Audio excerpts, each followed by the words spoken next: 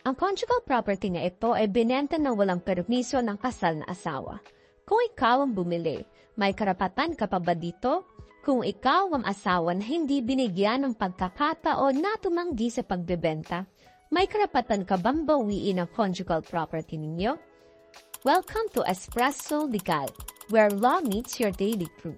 In this video, pag-aaralan natin kung ano ang consequences of alienation o encumbrance ng conjugal property na walang permiso ng kasal na asawa.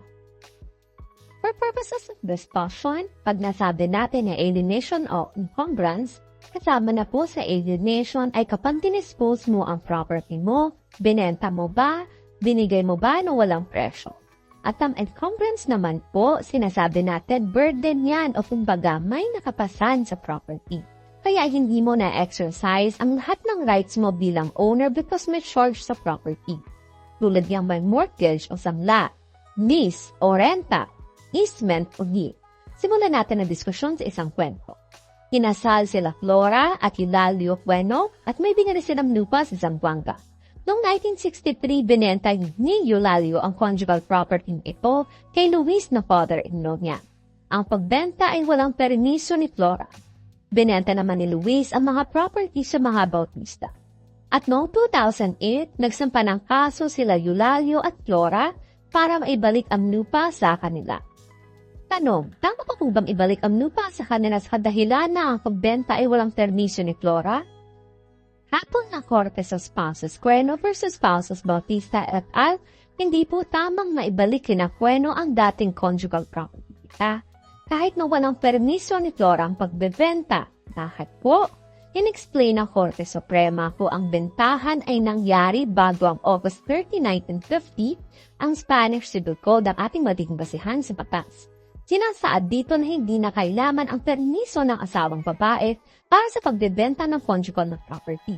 Ito ay sa kadahilanan sa kapanahunan ng Spanish Civil Code, ang karapatan ng asawang lalaki na pangasiwaan ng conjugal property ay tinuturing na buo, ganap at kumpleto.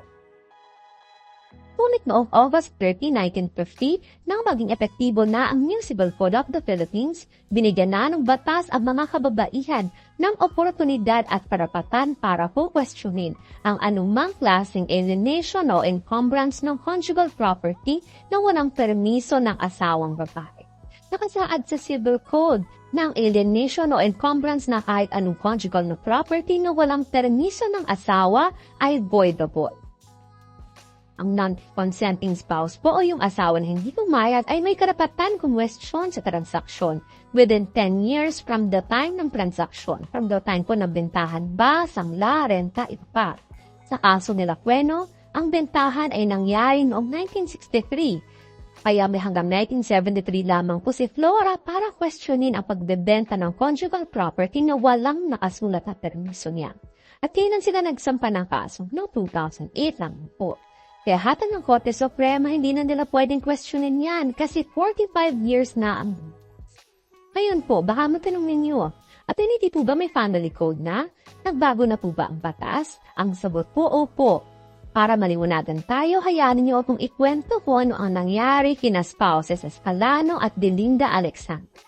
Si spouses Hilary at Jorge Escalano ay tinasal noong 1960 noong kapanahunan ng New Civil Code of the Philippines. At during the marriage, they acquired 2 lots at Olonga po. At noong 1998, Winebo pinagpaubaya ni Jorge ang karapatan niya sa Lot 1, sa illegitimate son niya na si Regan. Benenta naman ni Regan ang Lot 1 kay Belinda Alexander. At noong 2005, nilipat pa ni Regan ang karapatan niya sa Lot 2 kay Belinda. Nagsampa ng annulment of documents with damages sina spouses Escalano. Sinasabi nila na walang karapatan si Regan sa Lot 2. At ang pag-uwib o pagpapaubaya ni Jorge na karapatan niya sa Lot 1 ay walang permiso ng asawa niyang si Hilaria. Sa kabilang banda, sinasabi ni Belinda na siya ang may karapatan sa mga lupa. Tanong, may karapatan na ba si Belinda sa lupa? Hatol ng Korte Suprema, wala po. Saad ng Korte Suprema sa Belinda Alexander versus spouses Espalona and Regan Espalona, ang reckoning point po o basihan kung ano po ang batas na mag-a-apply kapag may alienation o encumbrance ng conjugal property at kung kailan nangyari yung alienation o encumbrance o kailan po yung sale, lease, mortgage, easement, iba pa.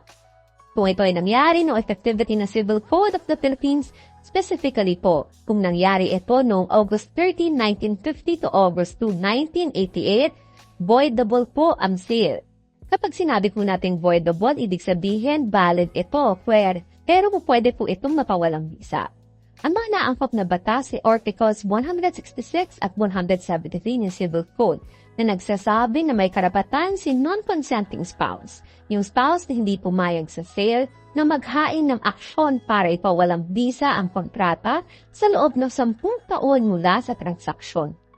Kung kinasal naman sila during the effectivity ng Civil Code, pero ang sale ay nangyari during effectivity ng Family Code, so on or after August 3, 1988, as ito po yung time na effective na ang Family Code natin, dapat magpakita ng vested right si buyer. Pag sinabi nating vested right, ito po ay present fixed interest na sinasabi na kapag may interest ka dito mayon, na hindi po pwedeng gambalain na pag-a-apply ng bagong batas.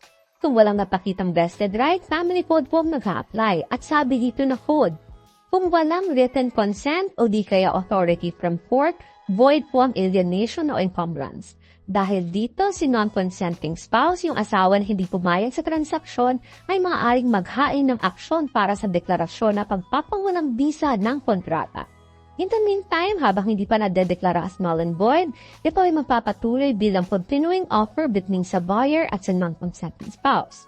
Pero kapag kinasal during Family Code at ang alienation o encumbrance ay during effectivity na ng Family Code, at walang written consent ang alienation and encumbrance ng conjugal property, hindi na po tayo mag-usap ng vested rights. Apply na po tayo ng Family Code na sinasabi pag walang written consent, void po ang alienation o encumbrance. Ngayon, balikan natin ang kaso nila Escalano.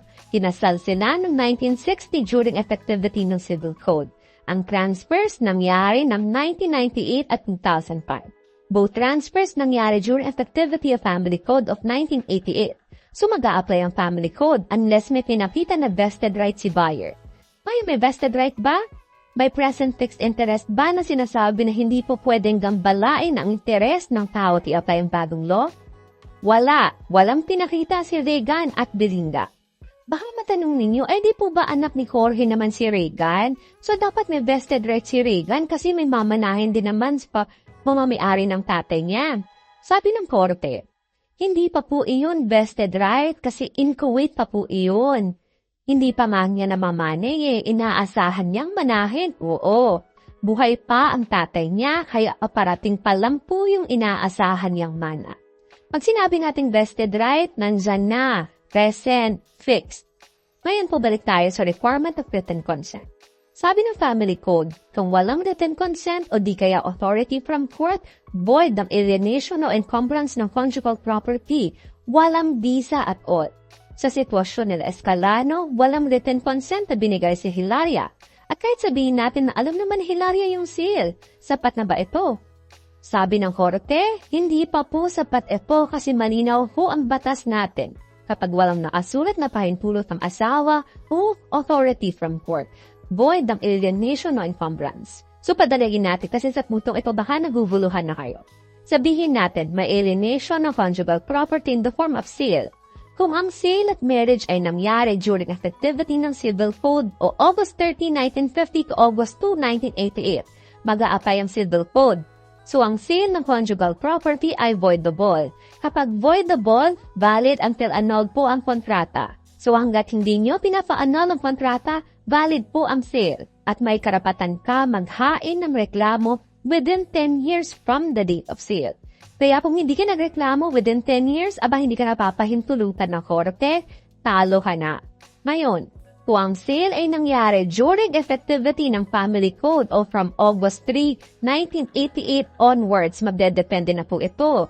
Kung kinasal naman kayo bago August 3, 1988, kung may ma-prove kayo na vested right, Civil Code po ang mag-a-apply. Kung wala kang ma-prove, mag-a-apply ang Family Code. Kung kinasal kayo on August 3, 1988 or after, mag-a-apply na po diretsyo ang Family Code. At ang Family Code, nagsasaad siya na kapag nagbenta ka, na walang written permission, void ang kontra. Meaning po nito, walang bisa simulat sa pool ang kontrata.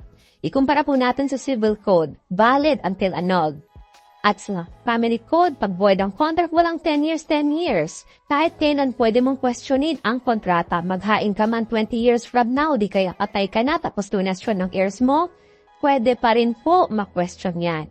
In the meantime, habang hindi pa nadadeklara as null and void, ito ay magpapatuloy bilang continuing offer between sa buyer at sa non-consenting spouse. At yun po ang nangyayari kung nagbenta ng walang written permission ng asawa. Thank you for blowing up some legal insights with us at Espresso Legal. Tandaan, every cup counts and understanding the law.